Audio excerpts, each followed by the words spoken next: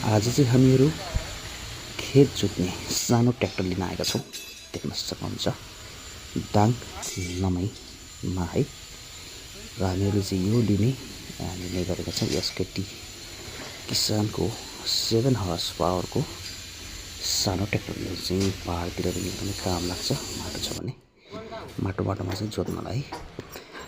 र यो एकदमै प्याक थियो, एसेम्बल हुँदैछ यो। र ठीक छ। र किसान कम्पनीको र अन्य कम्पनीको पनि थियो, त्यो चाहिँ हामीले खासै चल्दिन भन्नेको कारणले चाहिँ त्यो लिएनौँ। यो चाहिँ अलि राम्रो छ, हेभी सामान लागेको छ भने चाहिँ यो लिने निर्णय चाहिँ गरेका छौँ है। र स्टार्ट गर्दै छन् यिनले चाहिँ यहाँ स्क्रु टाइट गरेर चाहिँ यो भित्र चाहिँ एसेम्बल भइसकेको छ र स्टार्ट गरेर हेर्दैछौँ है।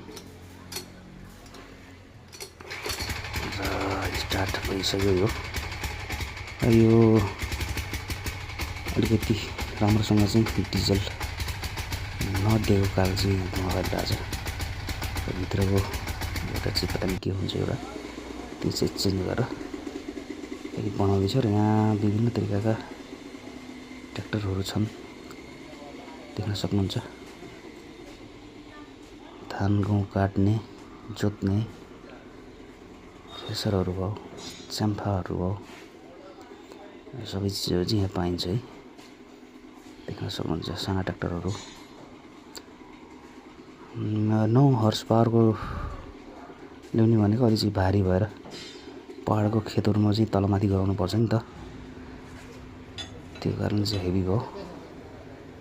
त्यही भएर चाहिँ हामीले 7 हर्स पावरको चाहिँ लिने निर्णय गर्यौँ र ल्याइसक्यौँ भनौँ।